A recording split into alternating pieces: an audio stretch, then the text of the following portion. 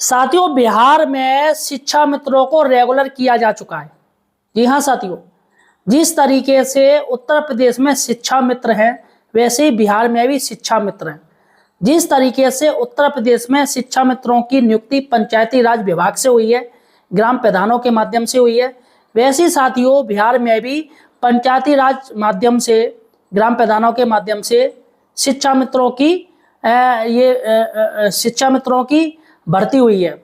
सबसे बड़ी बात है कि हाई स्कूल और 12th लेवल पे जो भर्ती उत्तर प्रदेश में हुई थी शिक्षा मित्रों की, वैसे ही साथियों शिक्षा मित्रों की बिहार में भी हाई स्कूल और 12th यानी इंटर लेवल पे भर्ती हुई है। लेकिन साथियों सबसे बड़ी बात है, आखिर किस नियम के तहत बिहार ने शिक्षा मित्रों को रेगुलर कर दिया है, और जबकि उत्तर प्रदेश में ऐसा कुछ भी नहीं हो पा रहा है। तो साथियों आज हम चर्चा करने जा रहे हैं और आपको बताने जा रहे हैं कि आपके पड़ोसी राज्य में शिक्षा मित्रों को रेगुलर किया जा चुका है। लेकिन साथियों सबसे बड़ी बात है, उत्तर प्रदेश के शिक्षा में तो अनुदेशकों को कब रेगुलर किया जाएगा। और मैं आपको एक बात बता दूं, उत्तर प्रदेश में शिक्षा मित्रों की संख्या काफी कम है, जबकि बिहार में शिक्षा मित्रों की संख्या 3.5 लाख है। जी हाँ साथियों, 3 लाख से ऊपर है।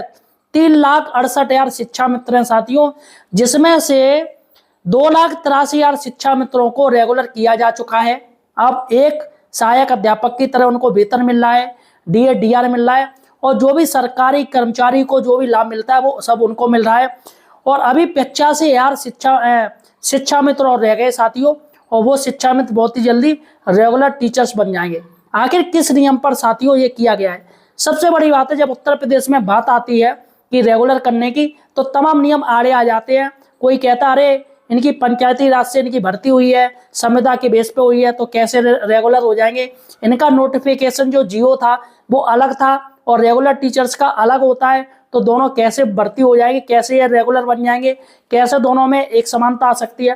लेकिन साथियों बिहार के शिक्षा मित्रों की भी नोटिफिकेशन सब कुछ अलग था जैसा उत्तर प्रदेश में था, लेकिन वो कैसे रेगुलर हो गए, आज हम इस पर चर्चा करेंगे। और साथियों सबसे पहले चैनल को सब्सक्राइब कीजिएगा। जी हाँ साथियों, सही और सटीक जानकारी के लिए आप हमारे चैनल एम्प्लॉयड हेल्पर को सब्सक्राइब जरूर कीजिएगा, अगर आपको आपके विभाग की सही और सटीक जानकारी चाहिए। इसके साथ ही दोस्तों इस वीडियो को हाइप जरूर कीजिएगा। जी हाँ साथियों, यहाँ पर आप कमेंट करते हो वहीं पर एक HYPE हाइप जो स्टार से इस वीडियो को ज़्यादा से ज़्यादा स्टार दीजिएगा, और आपका जो शिक्षा मित्रों का ग्रुप चलता है उस पर इस वीडियो को शेयर जरूर कीजिएगा। सिर्फ आपका जो शिक्षा मित्रों का ग्रुप चलता है सिर्फ उसी पे। सबसे पहले साथियों हम बिहार की स्थिति आपको बताते हैं, किस तरीके से आखिर किस नियमावली के तहत चेंज करके एक शिक्षा मित्र को बिहार सरकार ने रेगुलर टीचर बना दिया। जी हाँ साथियों, ये आपको जानना बहुत जरूरी है। देखिएगा साथियों, सबसे पहले मैं आपको बता दूं बिहार में शिक्षा मित्रों को रेगुलर किया गया है वो नीतीश सरकार के समय। अभी मुख्यमंत्री चेंज हो गए 5-6 महीने पहले से, तो नीतीश कुमार जो कि साथियों शिक्षा मित्रों को उन्होंने रेगुलर बना दिया। देखिएगा बिहार में सबसे ज्यादा शिक्षा मित्र, जैसा कि मैंने आपको बता दिया, 3,68,000 से ज्यादा शिक्षा मित्रों की संख्या है। इतनी तो यूपी में भी नहीं है, उत्तर प्रदेश में भी नहीं है।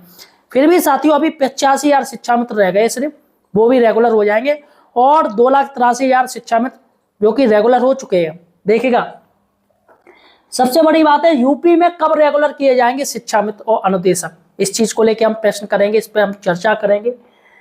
सबसे बड़ी बात है दोस्तों बिहार की, हम चलते हैं। बिहार में शिक्षा मित्रों की जो शुरुआत वर्ष 2000 में हुई थी। जी हाँ साथियों, सन 2000 में हुई थी। वो कैसे हुई थी? जिस तरीके से यूपी में हुई थी वैसी वहां पर हुई थी। क्यों? क्योंकि भैया टीचर्स की जरूरत ज्यादा थी, ग्रामीण एरिया में मिल नहीं रहे थे, है ना, शिक्षकों की समस्या थी। तो ऐसे में साथियों क्या हुआ कि यहाँ पर जो 12th पास थे, हाई स्कूल पास थे, उनको शिक्षा मित्र बना दिया गया। देखिएगा 2000 के दशक की शुरुआत में ग्रामीण क्षेत्रों के स्कूलों में शिक्षकों की भारी कमी को दूर करने के लिए इनकी नियुक्ति की शुरुआत हुई थी। ठीक है साथियों, बिहार में इन्हें पहले शिक्षा मित्र कहा जाता था, इन्हीं को शिक्षा मित्र कहा जाता था। ठीक है, भारत के विशेषकर बिहार और उत्तर प्रदेश जैसे राज्यों में कार्य संविदा आधारित शिक्षक होते हैं। इन्हें पंचायती राज या नगर निकाय संस्थाओं द्वारा एक निश्चित मानदेय पर नियुक्त किया जाता है। इन्हें पूर्णकालीन नियमित सरकारी शिक्षकों के समान मूल वेतन, पेंशन या स्थानांतरण जैसी सुविधाएं आमतौर पर नहीं मिलती हैं। तो ये बात सही है, ना तो इनको वेतन मिलता है, भाई इनको संविदा कर्मी है तो मानदेय मिलता है फिक्स, और पेंशन नहीं मिलती है, ना ही स्थानांतरण हो पाता है, ट्रांसफर भी नहीं हो पाता। अभी खैर यूपी में होने लगा है, वो भी पूर्ण हो जाए, बहुत बड़ी बात है। सबसे बड़ी बात है दोस्तों, आखिर बिहार सरकार ने कैसा सिफूका किया, किस तरीके से इनको रेगुलर किया, देखिएगा मैं आपको बता दूं।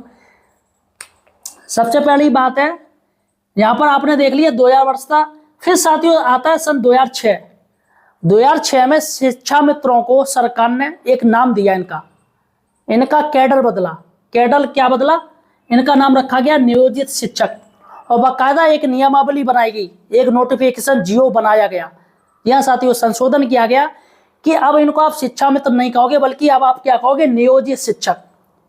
तो यहां पर इन्होंने पूरा चेंज मार दिया कि अब ये नियोजित शिक्षक हो गए, यानी सरकार ने इनको नाम दे दिया है, और कुछ बहुत सारी चीजें इसमें चेंज की गई।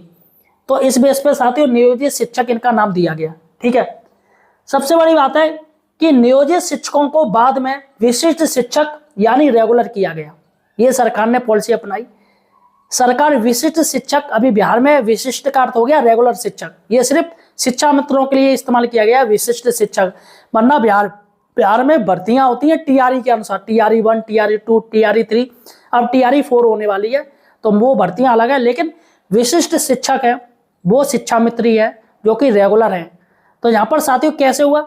सबसे पहले शिक्षा मित्र को इन्होंने चेंज किया नियोजित शिक्षक में। बिहार सरकार ने शिक्षा मित्रों को नियोजित शिक्षक में चेंज किया, और यहाँ पर सारी की सारी नियम बदले गए, सारे नोटिफिकेशन जियो बदले गए। फिर इन्होंने क्या किया? नियोजित शिक्षकों ने बिहार सरकार की एक दक्षता परीक्षा होती है जो कि टेट के लेवल की होती है, सुप्रीम कोर्ट ने इसको माना है। सुप्रीम कोर्ट ने आदेश दिया कि दक्षता परीक्षा एज ए टेट के समान ही मानी जाएगी, सीटेट के समान ही मानी जाएगी। तो जिन नियोजित शिक्षकों ने दक्षता परीक्षा पास कर ली, वो साथियों सरकार की पॉलिसी में विशिष्ट शिक्षक बन गए। सरकार ने उनको रेगुलर बना दिया। सबसे बड़ी बात है, यूपी में तमाम शिक्षा मित्र हैं जिनकी संख्या लगभग 70,000 अब हो गए हैं। 70,000 शिक्षा मित्र जो कि टेट सीटेट पास है, लेकिन साथियों फिर भी रेगुलर नहीं हो पा रहे हैं। और जबकि बिहार ने ऐसा कर दिया, भाई बिहार ने क्यों कर दिया? अगर देखिए तो आर्थिक स्थिति में बिहार काफी पिछड़ा राज्य है, फिर भी साथियों उसने सरकारी नौकरी दे दी इनको। देखो आश्चर्य की बात। लेकिन उत्तर प्रदेश ना विकसित राज्य हो गया, हर चीज में आगे चल रहा है, लेकिन फिर भी साथियों वो शिक्षा मित्रों को रेगुलर नहीं कर पा रहा है। आखिर क्या वजह है? देखिएगा साथियों, और मैं आपको बता दूं, भर्ती प्रक्रिया आपने देखिएगा, इनकी नियुक्ति राज्य के सामान्य शिक्षक चयन आयोग की बजाय पंचायतों, ग्राम सभाओं या नगर निकायों के माध्यम से की जाती है। हालांकि बाद में इन्हें टीचर एलिजिबिलिटी टेस्ट, टेट उत्तीर्ण करना अनिवार्य कर दिया गया था, यानी कि दक्षता परीक्षा ये पास कर लें, या ये टेट के समकक्ष है, या टेट कर लें, दोनों में से कोई एक कर लें, दक्षता परीक्षा या टेट कर लें, तो इनको विशिष्ट शिक्षक बना दिया जाएगा। तो यहाँ पर साथियों इनको बिहार सरकार द्वारा एक बड़ा कदम उठाते हुए नियोजित शिक्षकों को विशिष्ट शिक्षक का दर्जा देकर नियमित राज्यकर्मी बनाने की पहल की गई।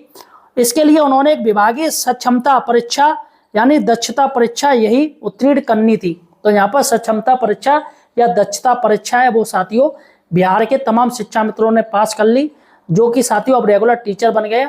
अब सिर्फ 85,000 ही रह गए, वो भी रेगुलर बन जाएं तो साथियों उसमें भी कोई दो राय नहीं है, आने वाले समय में वो भी रेगुलर बन जाएंगे।